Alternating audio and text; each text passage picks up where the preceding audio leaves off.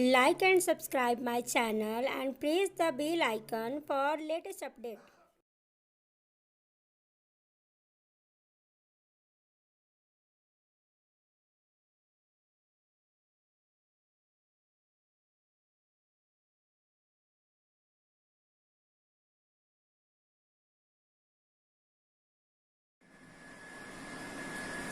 आज हम लोग कक्षा 10 के बच्चों को भूगोल विषय में भूमि उपयोग एवं मृदा संसाधन के बारे में जानकारी देंगे। तो इस संबंध में हम लोग सबसे पहले चलते हैं कि भूमि उपयोग से आप क्या समझते हैं। भूमि उपयोग से आप क्या समझते हैं? हम जानना है कि पूरे विश्व का 29% भाग स्थल और 71% भाग जो है जल के रूप में पाया जाता है। इसमें स्थल के मुख्य स्वरूप में पर्वत आते हैं, पठार आते हैं, मैदान आते हैं, हिमाच्छादित भूमि आती है, वनाच्छादित भूमि आती है, दलदली भूमि आती है, मरुस्थल आते हैं। तो इस तरह भूमि का जो है स्वरूप भिन्न भिन्न जगहों पर भिन्न भिन्न प्रकार से।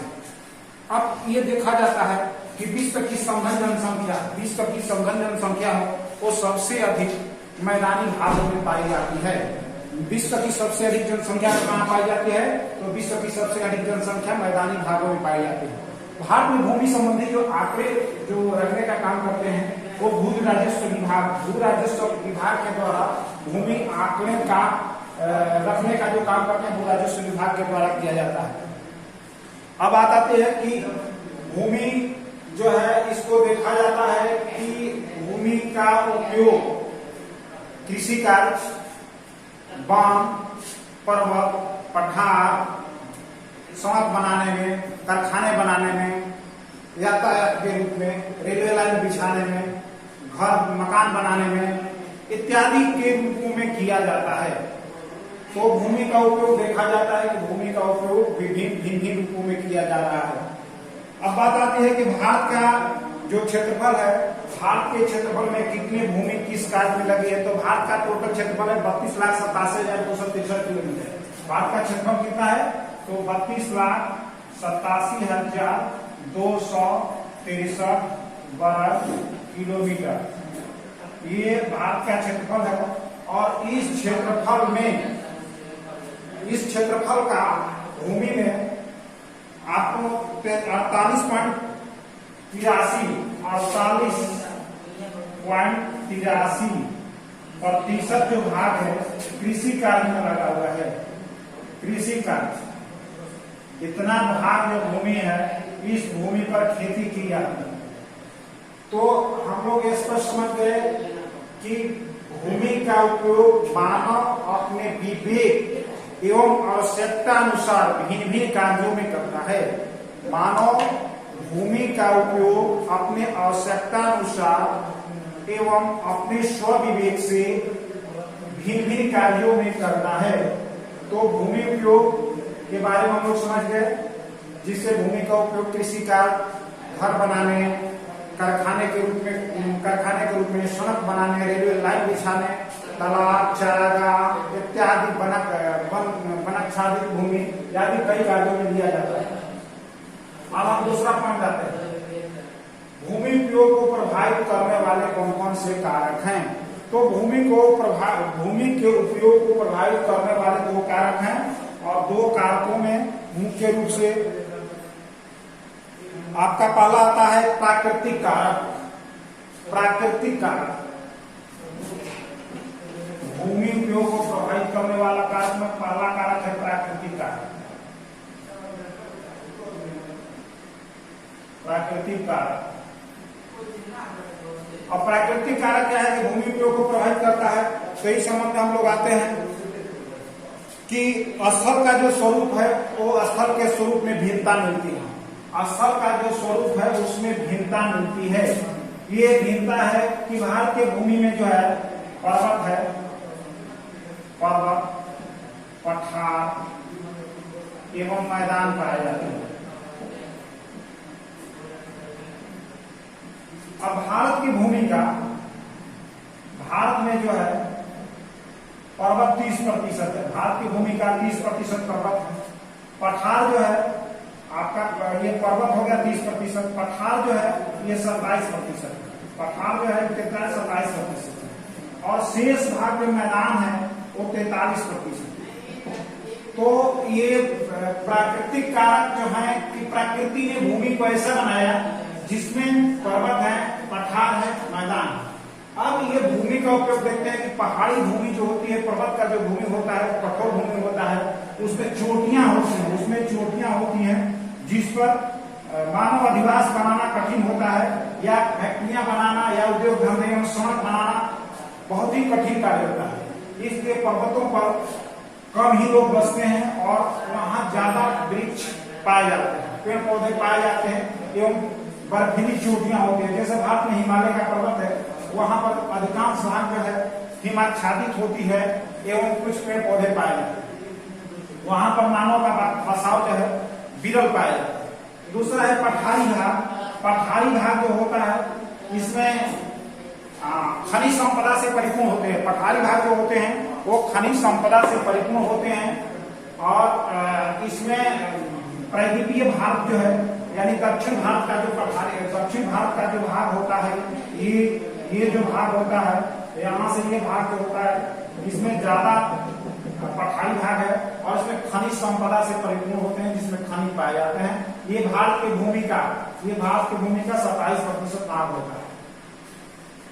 ये जो भूमि होती है पहाड़ की अपेक्षा कम कठोर होती है, लेकिन मैदान के से कुछ ज्यादा कठोर होती है इसकी भूमि जो होती है। और तीसरा जो बात आती है मैदानी भाग। मैदानी भाग की भूमि जो होती है निचली भूमि को कहते हैं। निचली जो भूमि होती है वो मैदानी भाग में होती है। यहाँ खेती कृषि का कार्य ज्यादा होता है, खेती होती है। भूमि समतल होने के कारण इस पर यातायात की सुविधा होती है एवं मानव जमघट पाया जाता है, यानी जनसंख्या सबसे ज्यादा पाई जाती है। जनसंख्या जो है सबसे अधिक कहाँ पाई जाती है?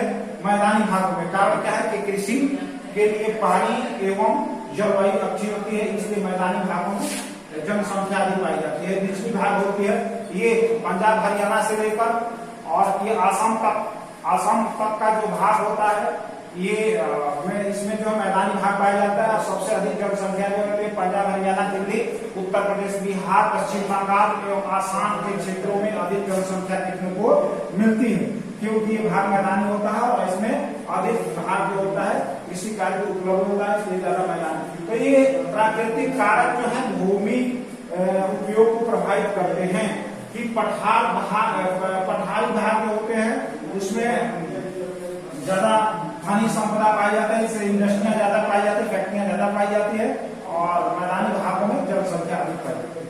अब दूसरा जो कारक आता है मानवीय कारक। दूसरा है मानवीय कारक।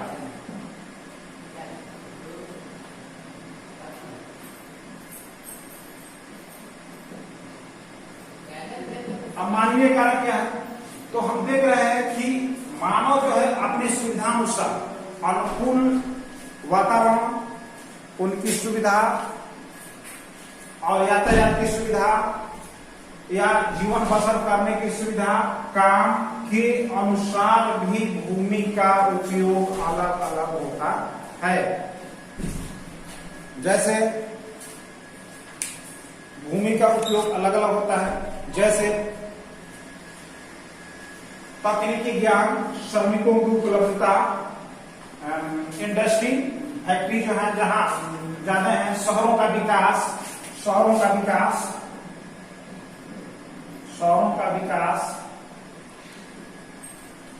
पर्यटन जगह, शहरों का विकास है या पर्यटन का जगह है, पर्यटन स्थल, धार्मिक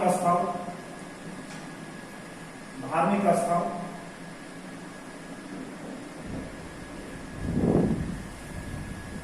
महानगरों,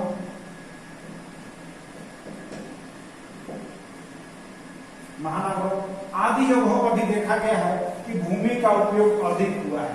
शहरों का विकास, जहां शहर का विकास होता है निश्चित है तो वहां जो है अकस्मात जनसंख्या खींचकर चली आती है और वहाँ जो है देखते हैं कि जमीन जो होती है अधिक महंगी होती है। यही कारण है कि शहर के नजदीक चाहे बंजर भूमि क्यों न हो, वहाँ मकान बनाने के लिए लोग या फैक्ट्रियां लगाने के लिए महंगे दामों को खरीदते हैं। तो वहाँ भूमि का जो उपयोग होता है ये देखते हैं मानवीय कारक भी पर्याप्त प्रभाव डालते हैं। पर्यटन स्थल होता है, पर्यटन स्थलों पर देखते हैं कि पर्यटन स्थलों पर लोग बड़े बड़े होटल बनाकर और वहाँ जो है भूमि का उपयोग करते हैं, जबकि वह भूमि जो पहाड़ी होती है। तीसरा है धार्मिक स्थल, जहाँ धर्म स्थल होता है वहाँ भी लोग अपना संप्रदाय का विस्तार कर और वहाँ भी जो जमीन होती है वो अपेक्षाकृत लोग मांगी होती है और उसका लोग उपयोग अपने अपने ढंग से करते हैं। महानगरों में कलकत्ता, दिल्ली, बॉम्बे, मुंबई और चेन्नई, दिल्ली, चेन्नई, कोलकाता में ये जो देखा जा रहा है कि मकान जो है वो मंजिले मकान होते हैं और वहाँ जो है जमीन जो है अपेक्षाकृत महंगी होती है एवं भूमि के छोटे टुकड़े पर बहुमंजिले मकान बनाए जाते हैं। तो इस तरह भूमि उपयोग को प्रभावित करने वाले दो कारक हैं, प्राकृतिक कारक और मानवीय कारक।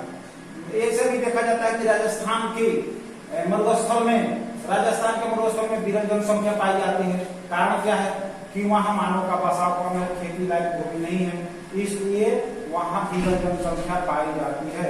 पहाड़ी क्षेत्रों में उत्तराखंड है, अरुणाचल प्रदेश या पूर्वोत्तर राज्यों में सड़कों का विकास नहीं होने के कारण अथवा पथरीली भूमि होने के कारण वहाँ जो है मानव की जनसंख्या गिर पाई जाती है। तो ये मानवीय कारक और प्राकृतिक कारक दो कारक हैं जो भूमि के उपयोग को प्रभावित करते हैं।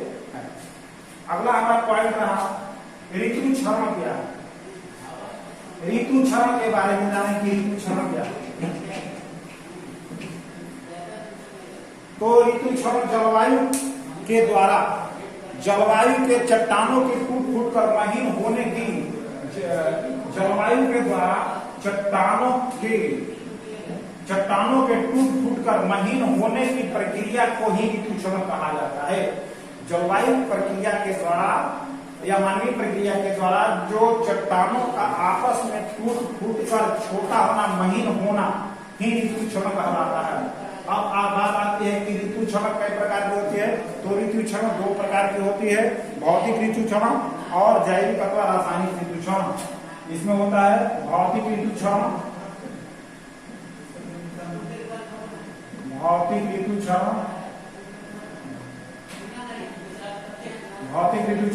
और दूसरा है रासायनिक ऋतु क्षरण, जैविक अथवा रासायनिक ऋतु क्षरण।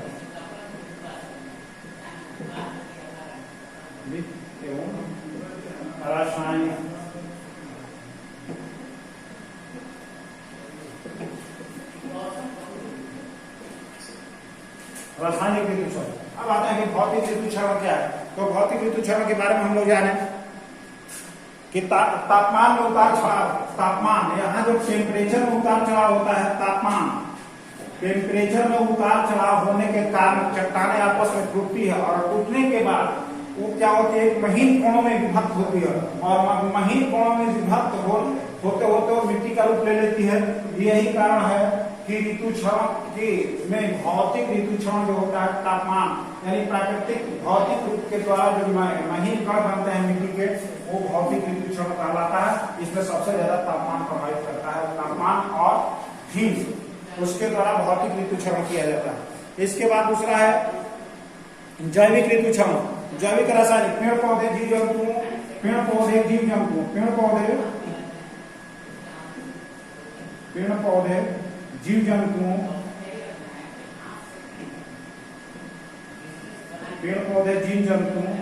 एवं जल के द्वारा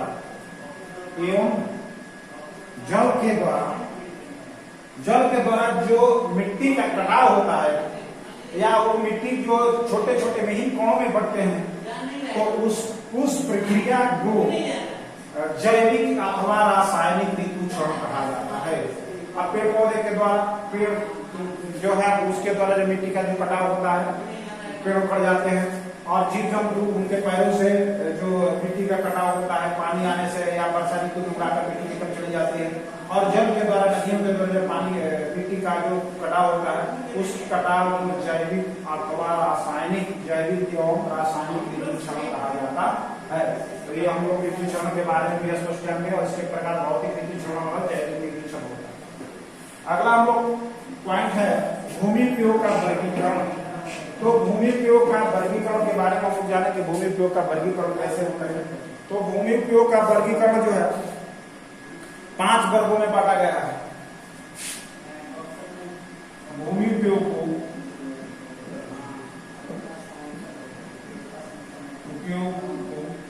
5 वर्गों में बांटा गया है।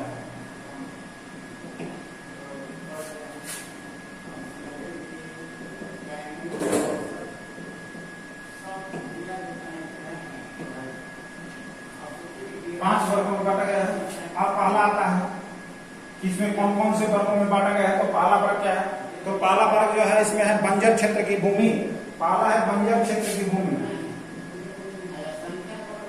बंजर क्षेत्र की भूमि। अब बंजर क्षेत्र की भूमि क्या है? इसको कहेंगे बंजर क्षेत्र की भूमि। तो ऐसी भूमि जिस पर पेड़ पौधे पहले से हैं और उस पर कृषि कार्य नहीं होता, उस भूमि को बंजर क्षेत्र की भूमि कहा जाता है। ऐसे भूमि जिस पर पहले अपने आप पेड़ पौधे उगे हैं और उस पर कृषि कार्य नहीं होता है, वैसे भूमि को बंजर क्षेत्र की भूमि कहा जाता है। दूसरा है बंजर क्षेत्र की भूमि। दूसरा है परती भूमि।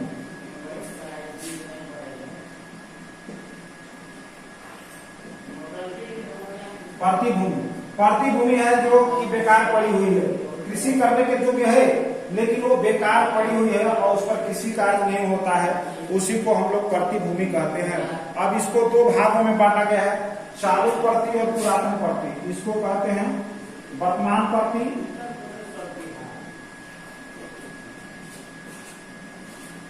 और है पुरातन परती।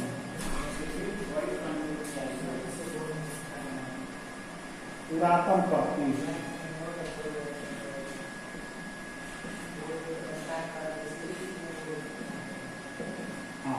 तो प्रतिभूमि 2 है, वर्तमान प्रतिभूमि और पुरातन प्रतिभूमि। वर्तमान प्रतिभूमि क्या है? जिस भूमि पर 1 साल उससे कम, जिस भूमि पर 1 साल या उससे कम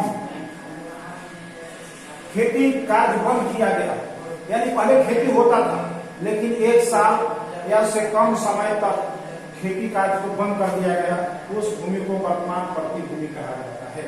और पुरातन प्रतिभूमि वैसी भूमि जिस पर 5 साल से अधिक समय तक, जिस भूमि पर 5 साल से अधिक समय तक खेती का कार्य नहीं किया गया है, वैसी भूमि को पुरातन अथवा प्राचीन प्रतिभूमि के नाम से जाना जाता है। अब तीसरा वर्गीकरण में आते हैं। तीसरा भूमि को हम किस भाग में बांटते हैं? तो है शुद्ध या निवल बोई गई भूमि। शुद्ध या निवल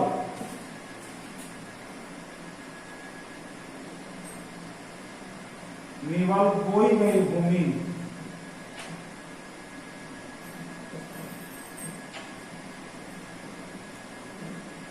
अब ये क्या है? शुद्ध या निवल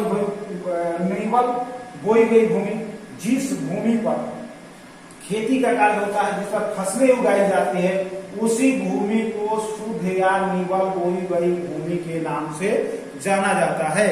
जिस भूमि पर लगातार फसलें उगाई जाती है, साल में 1 या 2 या 2 से अधिक फसलें उगाई जाती है, उस भूमि को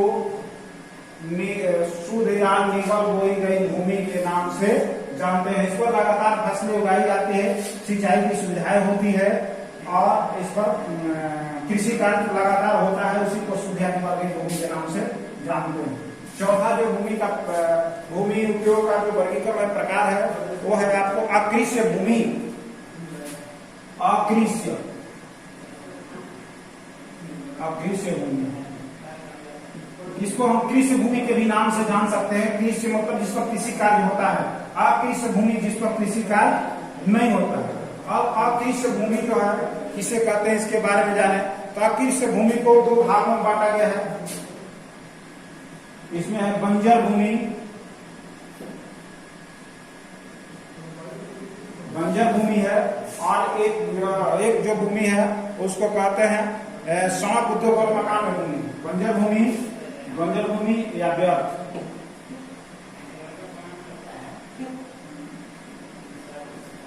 और ख है सड़क, मकान, रेल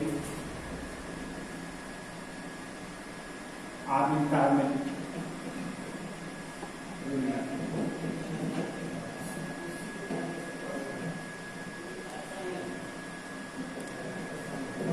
दी गई भूमि। अब आखिरी से भूमि जिस पर खेती नहीं हो रहा है, लेकिन वो भूमि जो है एकदम बिल्कुल बंजर पड़ी हुई है और व्यर्थ है, उस पर कोई काम नहीं किया जा सकता है, उस भूमि को हम लोग क्या कहेंगे? बंजर भूमि कहेंगे। और वो व्यर्थ भूमि पड़ी हुई है, जैसे पहाड़ है, पहाड़ की भूमि जो है वो अकृषि है, उस पर खेती का काम नहीं किया जा सकता और व्यर्थ चुपचाप पड़ी हुई है, तो ऐसी भूमि को हम व्यर्थ भूमि कहेंगे। और दूसरा अकृषि भूमि में जैसे सड़क पर तो खेती नहीं कर सकते हम, मकान जो है, मकान घर बनाए हैं, उस पर तो खेती नहीं कर सकते हैं, रेल लाइन बिछाए हैं तो उस पर तो खेती नहीं कर सकते हैं।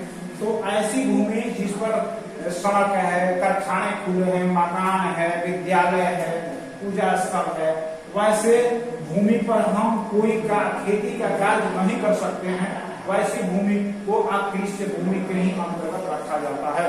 अब अगला जो पॉइंट है वो कृषि भूमि। कृषि भूमि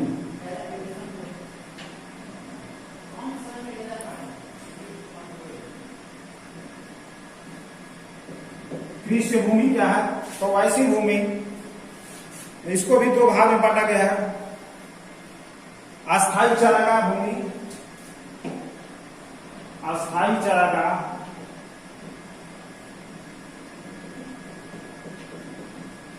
अस्थायी चारागाह,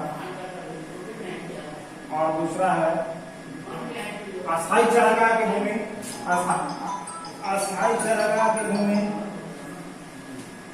अस्थायी चारागाह की भूमि के अंतर्गत जिस पर वो भूमि जो कृषि करने के योग्य है, लेकिन उस भूमि पर चारागाह के रूप में है, पशुओं के चरने के लिए उपयोग किया जा रहा है। अगर जब चाहें तो उस भूमि पर हम खेती कर सकते हैं, यानी कृषि योग्य है, लेकिन वो कृषि कार्य उस पर न कर उसको चारागाह बना दिया गया है, जिस पर स्थायी रूप से वो चारागाह का काम होता है। और दूसरा जो है कृषि योग्य बंजर भूमि, कृषि योग्य बंजर भूमि, ये जो भूमि होती है कृषि करने लायक है, लेकिन चुपचाप बंजर के रूप में पड़ी हुई है। जब चाहे तब हम अपने टेक्नोलॉजी का प्रयोग कर, तकनीकी का प्रयोग कर इस भूमि पर हम कृषि का कार्य कर सकते हैं, कृषि का कार्य कर सकते हैं। तो इस तरह हमारा भूमि का वर्गीकरण हुआ। इस भूमि के वर्गीकरण को 5 वर्ग में बांटा गया है। पहला है बंजर क्षेत्र की भूमि, जिस पर हम कुछ काम नहीं कर सकते हैं। दूसरा है प्रतिभूमि को वर्तमान प्रतिभूमि जिसमें 1 साल से खेती का कार्य छोड़ा गया है। और पुरातन हम लोग मृदा संसाधन के भूमि उपयोग के बारे में पढ़े। अब हम लोग मृदा संसाधन के बारे में जानकारी हासिल करेंगे। तो मृदा संसाधन के अंतर्गत हम लोग मृदा निर्माण की प्रक्रिया कैसे होती है, इस संदर्भ में हम लोग बात करेंगे। तो मृदा निर्माण की प्रक्रिया जो होती है, इसमें सबसे पहले मूल रूप से चट्टानें मौलिक रूप से टूटती है। जो बड़े बड़े चट्टानें होती है वो मौलिक रूप से वो क्या होती है? टूटती है। और टूटने के फलस्वरूप ऋतुक्षरण होता है। ऋतुक्षरण के बाद भौतिक, जैविक एवं रासायनिक क्रियाएं होती हैं। उसमें भौतिक, जैविक एवं रासायनिक प्रक्रियाओं के फलस्वरूप मिट्टी जो है छोटे छोटे कणों में विभक्त होता है, जिससे मृदा निर्माण की प्रक्रिया होती है, जो मिट्टी का रूप धारण कर लेता है। तो इस प्रकार मृदा निर्माण के बारे में हम जाने कि ये जो प्रक्रिया जो होती है वो अनवरत चलती रहती है। मृदा निर्माण की जो प्रक्रिया होती है, चट्टानों के टूट फूट करने से जैविक, रासायनिक एवं भौतिक प्रक्रिया के फलस्वरूप ये प्रक्रिया चलती रहती है, जिससे मिट्टी का निर्माण होता है। अब हमारा दूसरा जो पॉइंट आता है वो आता है मृदा निर्माण में सहायक कौन कौन से कारक होते हैं। तो मृदा निर्माण में कई प्रकार के कारक हैं जो सहायक हैं। तभी हम लोगों ने जाना कि इसमें भौतिक भी होते हैं कारक, रासायनिक कारक भी होते हैं और जैविक कारक भी होते हैं। और अब इसमें होता है कि जलवायु, भौतिक कारक के अंतर्गत आता है जलवायु। मिट्टी के निर्माण में जलवायु का सबसे बड़ा महत्व होता है। गर्मी, अधिक गर्मी पड़ने से भी चट्टानें टूटती हैं, या अकस्मात वर्षा होने से भी चट्टानों की टूटने की प्रक्रिया शुरू हो जाती है, अथवा हिमपात के द्वारा भी चट्टानें टूटती है। तो इस तरह भौतिक प्रक्रिया होती है। इसके बाद वनस्पति विस्तार होता है, स्थल का स्वरूप होता है। कड़ी भूमि जो है कम पड़ती है, जबकि मुलायम भूमि, मैदानी क्षेत्र की भूमि ज्यादा पड़ती है। पर्वत और पठार की भूमि जो होती है वो कम पड़ती है। तो इसमें दूसरा जो कारक होता है वो जलवायु के साथ साथ स्थल का स्वरूप होता है। स्थल के स्वरूप के साथ साथ सूक्ष्म जीवाणु भी होते हैं और भूमि का ढाल भी होता है। भूमि के ढाल और सूक्ष्म जीवाणु, भूमि के ढाल, जो भूमि ढालुआ होगा उसमें निश्चित है कि उसका कटाव ज्यादा होगा। जैसे पहाड़ से पर्वतों की ढाल की भूमि जो ज्यादा कटती है मैदानी भागों की अपेक्षा, जबकि ये भी देखा जाता है कि रेगिस्तान भूस्थल में जो धूल भरी आंधियां चलती है उससे भी मिट्टी का कटाव जो होता है अधिक होता है। तो उसमें मृदा निर्माण की प्रक्रिया होती है। इसके बाद सूक्ष्म जीवाणु आते हैं, जिसमें हम लोग राइजोबियम एक सूक्ष्म जीवाणु होते हैं जो ह्यूमस का निर्माण करता है, और उसमें मिट्टी के निर्माण की प्रक्रिया में वो भी राइजोबियम जो जीवाणु होते हैं वो दलहनी पौधों की गांठों में पाए जाते हैं, जिनके द्वारा ही मिट्टी का निर्माण होता है। इसके बाद वनस्पतियां आती है, और वनस्पतियों के द्वारा भी मौलिक रूप से वनस्पतियां जो है जीवांश का रूप, ह्यूमस का रूप धारण करती है, और ह्यूमस का रूप धारण करने के फलस्वरूप वो भी मृदा के निर्माण में सहायक होती हैं। तो ये वनस्पतियां भी धीरे धीरे मिट्टी का स्वरूप धारण कर लेती है। इसके बाद ये जो प्रक्रिया है लाखों हजारों वर्ष तक अनवरत चलते चलते चलते चलते ये मिट्टी का स्वरूप ले लेती है। तो इस प्रकार मृदा निर्माण में ये प्राकृतिक, भौतिक, रासायनिक एवं जैविक कारक सहायक होते हैं। अब हमारा तीसरा जो बिंदु है वो मिट्टी के विभिन्न प्रकार। मिट्टी के विभिन्न प्रकार के बारे में जानेंगे कि मिट्टी के कौन कौन से विभिन्न प्रकार हैं। तो उर्वरता के आधार पर विभिन्न प्रकार के बारे में जाने तो इसको कई बार वर्गों में बांटा गया है। उर्वरता के आधार पर, उर्वरता के आधार पर, उर्वरता के आधार पर मिट्टी के प्रकार। अब इसके उर्वरता के आधार पर जो मिट्टी का प्रकार है उसके अंतर्गत हम लोग आते हैं उर्वर और अनुर्वर मिट्टी। उर्वर मिट्टी और दूसरा है अनुर्वर मिट्टी।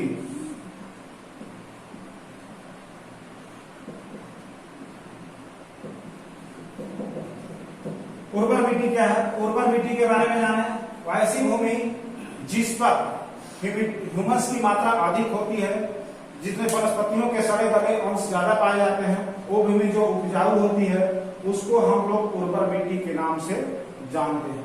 अनुर्वर मिट्टी रेतीली भूमि, पथरीली भूमि जिस पर ह्यूमस कम होता है और उसमें उपजाऊपन कम होता है, उस भूमि को अनुर्वर मिट्टी के नाम से जानते हैं। दूसरा है संरचनात्मक गुणों के आधार पर,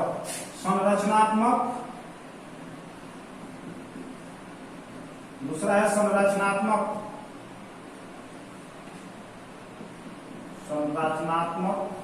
गुणों के आधार पर।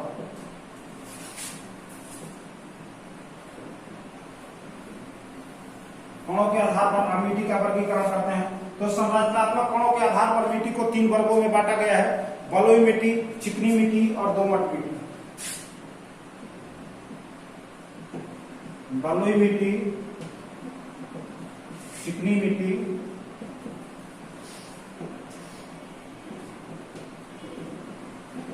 और तीसरा है दोमट मिट्टी।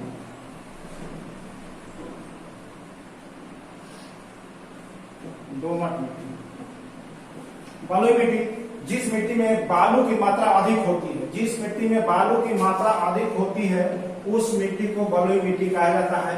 ये प्राय राजस्थान के भागों में, राजस्थानी भागों में ज्यादा पाई जाते हैं। चिकनी मिट्टी, चिकनी मिट्टी में बालू की मात्रा कम और उसमें ह्यूमस की मात्रा ज्यादा होती है, उस मिट्टी को चिकनी मिट्टी के नाम से जाना जाता है। ये चिकनी मिट्टी जो होती है धान की खेती के लिए सबसे उपयुक्त होती है। धान की खेती के लिए सबसे उपयुक्त होती है चिकनी मिट्टी। ये गंगा जमुना और के तलहटी भागों में ज्यादा चिकनी मिट्टी पाई जाती है, इसे चिक्का मिट्टी के भी नाम से जाना जाता है। और तीसरा है दोमट मिट्टी, जिसमें बालू और पंख दोनों की मात्रा पाई जाती है। बालू और पंख दोनों की मात्रा जिस मिट्टी में पाई जाती है उस मिट्टी को दोमट मिट्टी के नाम से जाना जाता है। दोमट मिट्टी में दलहनी फसलें, गेहूं, धान, मक्का, ज्वार, बाजरा आदि की खेती की जाती है। ये दोमट मिट्टी जो होती है उत्तर प्रदेश, बिहार, पंजाब, हरियाणा, मध्य प्रदेश आदि जगहों आदि राज्यों में ये मिट्टी पाई जाती है। तो संरचनात्मक गुणों के आधार पर हम लोग मिट्टी को 3 वर्गों में जाने, बलुई मिट्टी, चिकनी मिट्टी और दोमट मिट्टी। तीसरा जो आधार है हमारा वो है रंगों के आधार पर। अब तीसरा जो हम वर्गीकरण करते हैं रंग के आधार पर, रंगों के आधार पर मिट्टी का वर्गीकरण। रंगों के आधार पर तो रंग जान है कि मिट्टी का अलग अलग रंग होता है और उस रंग के आधार पर भी मिट्टी को 3 वर्गों में बांटा गया है, लाल मिट्टी, काली मिट्टी और भूरी मिट्टी। इसमें है लाल मिट्टी, दूसरा है काली मिट्टी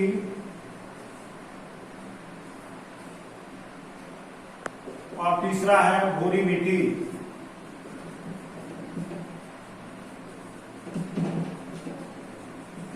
भूरी मिट्टी तो लाल मिट्टी, ये लाल मिट्टी जो होती है इसका रंग जो होता है वो मैग्नीशियम के द्वारा बनी होती है। मैग्नीशियम और लोहे का अंश उस मिट्टी में ज्यादा होता है। ये पठारी भागों में ज्यादा मिट्टी पाई जाती है, इसीलिए इसे लाल मिट्टी कहा गया। इसमें ज्वार बाजरा की खेती ज्यादा होती है, मोटे अनाज की खेती ज्यादा होती है। दूसरा है काली मिट्टी। काली मिट्टी को हम लोग काली मिट्टी जो होती है कपास की खेती के लिए उपयोग होती है। इस मिट्टी का दूसरा नाम रेगुर मिट्टी के नाम से जानते हैं। काली मिट्टी का दूसरा नाम रेगुर मिट्टी भी है। ये ज्यादा कपास की खेती के लिए उपयोग होता है। ये गुजरात, महाराष्ट्र, मध्य प्रदेश और कर्नाटक के भागों में ज्यादा पाए जाते हैं। और तीसरा है भूरी मिट्टी।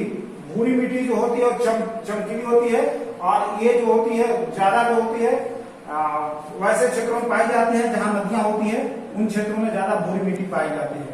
तो इस तरह हम लोग देखें कि रंग के आधार पर मिट्टी 3 वर्गों में बांटा गया है, लाल मिट्टी, काली मिट्टी और भूरी मिट्टी।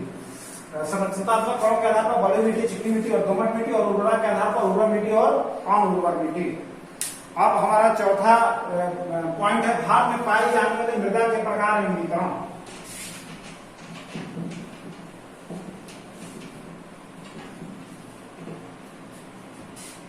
तो इसके लिए अब वितरण की जब बात आती है तो सबसे पहले वितरण जो होता है वो मैप में करते हैं कि कहां कहां पाई जाती है। तो थोड़ा डायग्राम हम बना लेते हैं आपके लिए।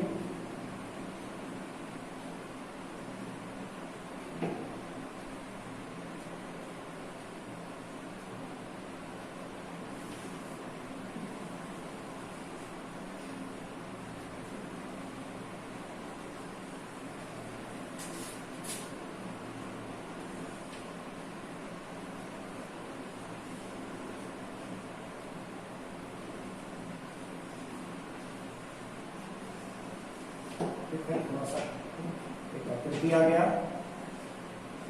ठीक।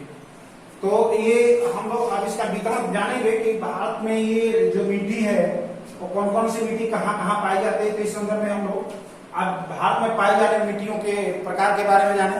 तो इसका जो पहला प्रकार है वो जलोढ़ मिट्टी।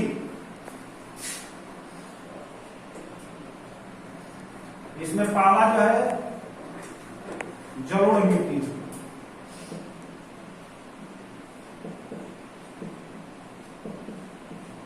जलोढ़ मिट्टी। अब जलोढ़ मिट्टी की बात आती है तो जलोढ़ मिट्टी का अर्थ स्पष्ट होता है कि जलोढ़ यानी जल को ग्रहण करने की क्षमता जिस मिट्टी में होती है उस मिट्टी को जलोढ़ मिट्टी के नाम से जाना जाता है। ये मिट्टी खेती के लिए अति ही उपयुक्त होती है और ये मिट्टी सबसे अधिक नदी घाटी क्षेत्रों में पाई जाती है। ये मिट्टी सबसे अधिक नदी घाटी क्षेत्रों में पाई जाती है। उत्तर भारत के पंजाब, हरियाणा, उत्तर प्रदेश, बिहार, पश्चिम बंगाल एवं आसाम के क्षेत्रों में ये मिट्टी पाई जाती है। ये जो मिट्टी होती है कहाँ पाई जाती है? पंजाब, हरियाणा, दिल्ली, उत्तर प्रदेश, बिहार, पश्चिम बंगाल और आसाम, इन क्षेत्रों में गंगा, जमुना, ब्रह्मपुत्र आदि नदियां जो है ये मिट्टियों को लाती है और बिछा देती है, जिससे इसमें जलोढ़ मिट्टी पाई जाती है। जलोढ़ मिट्टी जो है इसमें दो प्रकार की होती है। जलोढ़ मिट्टी दो प्रकार की होती है, एक को कहते हैं खादर और एक को कहते हैं बांगर। खादर और बांगर। खादर क्या होता है? जो नवीन मिट्टी होती है, जो बाढ़ का पानी, नदियों के बाढ़ का पानी जहां तक फैल जाता है, नदियों का पानी जहां तक फैल जाता है और ऊपर में जो ह्यूमस बिछा देता है, उसको खादर के नाम से जाना जाता है। और बांगर, जहां बाढ़ का पानी नहीं पहुंच पाता है, यानी पुरानी मिट्टी को बांगर के नाम से जाना जाता है और नई मिट्टी को, नई जलोढ़ मिट्टी को खादर के नाम से जाना जाता है और पुरानी जलोढ़ मिट्टी को बांगर के नाम से जाना जाता है। तो ये जो हमारा भाग होगा, ये जलोढ़ मिट्टी का भाग होगा। इन क्षेत्रों में जलोढ़ मिट्टी पाई जाती है। तो हम इंडेक्स बनाकर यहां भी दिखा सकते हैं, इंडेक्स के द्वारा भी हम दिखा सकते हैं इसको।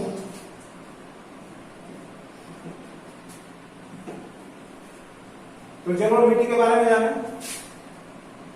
ये हमारा पंजाब हरियाणा, ये पंजाब हरियाणा, दिल्ली, उत्तर प्रदेश, बिहार, बंगाल, पश्चिम बंगाल और असम के क्षेत्र में पाई जाती है। कृषि कार्य में इसमें धान, गेहूं, ज्वार, बाजरा आदि की खेती की जाती है। दूसरा जो आते हैं जलोढ़ मिट्टी के बाद दूसरा मिट्टी आती है, वो काली मिट्टी होती है। काली मिट्टी,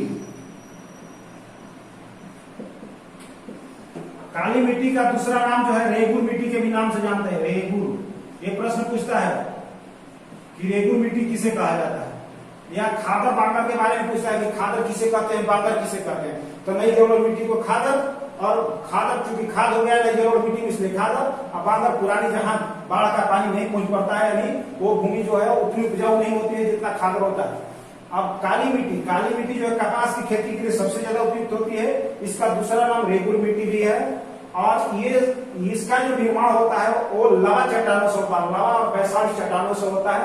और लवा जो होती है, ज्वालामुखी क्रिया के फलस्वरूप जो मिट्टी बनती हो, जो लवा चट्टान के नाम से जाना जाता है, इसका रंग काला होता है। और ये जो ज्यादा जो पाया जाता है कपास की खेती के लिए उपयोग होता है। और ये गुजरात और महाराष्ट्र, मध्य प्रदेश, गुजरात, महाराष्ट्र और कर्नाटक, यहाँ से ये जो भाग होता है, ये इसमें जो होती है वो काली मिट्टी पाई जाती है। ये काली मिट्टी का क्षेत्र है। इसमें ये गुजरात का भाग आता है, महाराष्ट्र का भाग आता है, इधर मध्य प्रदेश का भाग आता है और इधर कर्नाटक का भाग आता है। ये गोवा का भाग है। तो इस जगहों पर ये काली मिट्टी पाई जाती है, काली मिट्टी का क्षेत्र होता है। ये कपास की खेती के लिए उपयुक्त है। यही कारण है कि हमारा गुजरात और महाराष्ट्र में सूती कपड़े के ज्यादा कारखाने बने हुए हैं। कारण क्या है कि वहाँ की जो क्लाइमेट है, जलवायु, और वहाँ उपलब्धता के आधार पर ये कपास जो उपलब्ध हो जाता है। इसीलिए महाराष्ट्र और गुजरात के क्षेत्रों में सबसे अधिक, कर्नाटक में भी ये कारखाने, सूती वस्त्र के कारखाने चलाए जाते हैं। अगला है लाल मिट्टी। तीसरा है लाल मिट्टी।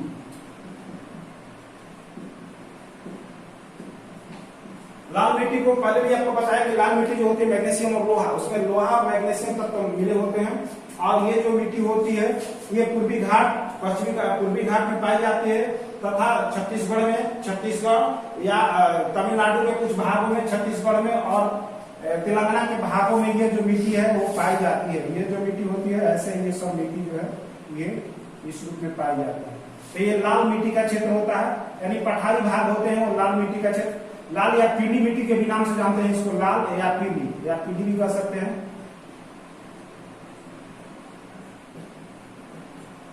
लाल या पीली मिट्टी, लाल मिट्टी या पीली भी कह सकते हैं इसको। इसमें मोटे अनाज होते हैं, ज्यादा ये खनिज से भरपूर होती है। लाल मिट्टी में ज्यादा जो है खनिज पदार्थ पाए जाते हैं। खनिज पदार्थ जो देते हैं कि हम लोग छत्तीसगढ़ का जो भाग है, तेलंगाना का भाग है, कर्नाटक का, और इधर तमिलनाडु के जो भाग में सबसे अधिक खनिज पदार्थ पाए जाते हैं।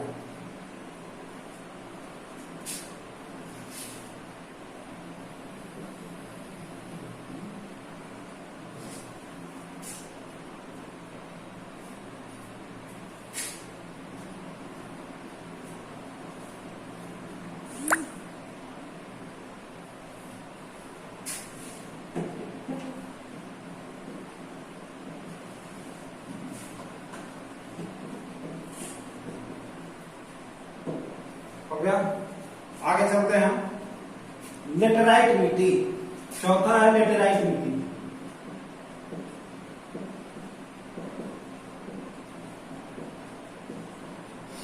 लेटेराइट मिट्टी ये कछारी भागों में ज्यादा पाता है। कछारी का मतलब जहां समुद्र का पानी पहुंचता है उन्हीं भागों में ज्यादा, ये तटवर्ती भागों में पाई जाती है। और इसका जो रंग होता है वो ईंटे के रंग का होता है, ईंटा जैसा होता है, ठीक ईंटे के रंग का। काला ईंटा जो होता है उसी काले ईंटे के रंग के जैसा इस मिट्टी का रंग होता है। और ये ज्यादा तटवर्ती भाग है, इन तटवर्ती भागों में ही ये मिट्टी जो है लेटेराइट मिट्टी पाई जाती है। लेटेराइट मिट्टी में जो होता है वो तमिलनाडु, कर्नाटक, केरल। तमिलनाडु, ये तमिलनाडु का भाग है, ये कर्नाटक का भाग है, ये केरल का भाग है। कर्नाटक, केरल, तमिलनाडु और आपको तेलंगाना, इधर के भागों में, आंध्र प्रदेश के भागों में ये मिट्टी पाई जाती है, जहां पर धान, गेहूं और राई की फसल होती है, धान, गेहूं और गन्ना की फसल होती है। शुष्क मिट्टी, अगला है रेतीली या शुष्क मिट्टी। शुष्क या रेतीली मिट्टी।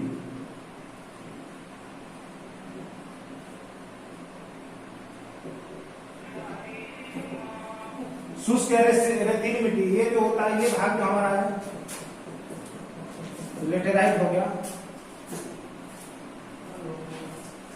ये लेटेराइट मिट्टी का भाग हो गया।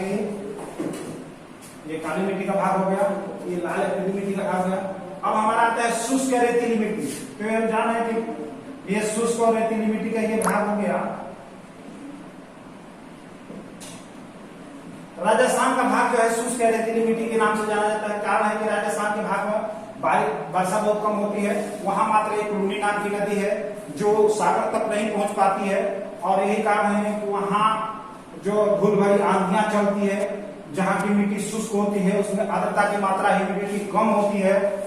और ये इस मिट्टी में धान की खेती कम होती है, ज्यादा तिलहन के पौधे एवं अन्य प्रकार के पौधे की खेती, अन्य जो तिलहन और दलहन की खेती ज्यादा मात्रा में की जाती है। और ये सबसे ज्यादा जो है ये जो प्रदेश है बंजर ही पड़ा हुआ है, शुष्क। ये पंजाब का भी कुछ इसमें भाग आ जाता है, और राजस्थान तथा गुजरात का भी कुछ भाग इसमें आ जाता है। गुजरात का कुछ भाग, राजस्थान और पंजाब का भी भाग इसमें शुष्क मिट्टी में आता है। इसे मरुस्थलीय मिट्टी के भी नाम से जानते हैं। रेतीली मिट्टी भी कहेंगे, शुष्क मिट्टी भी कहेंगे, अथवा मरुस्थलीय मिट्टी। चूंकि ये मरुस्थल आकार का, इसलिए मरुस्थलीय मिट्टी के नाम से जाना जाता है। अगला है पर्वतीय मिट्टी।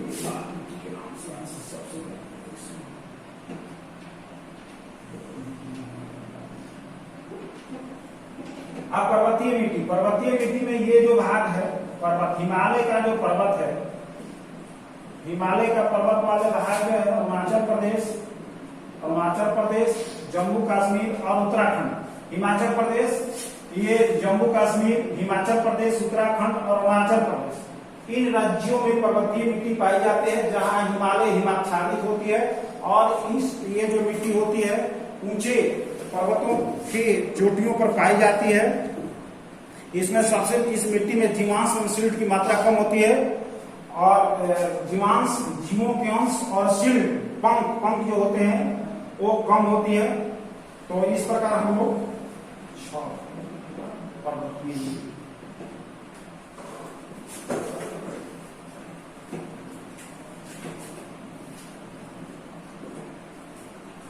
पर्वतीय मिट्टी, इसमें हिमालय का भाग आता है, अरुणाचल प्रदेश, ये जम्मू कश्मीर, हिमाचल प्रदेश, उत्तराखंड और अरुणाचल प्रदेश का भाग आता है।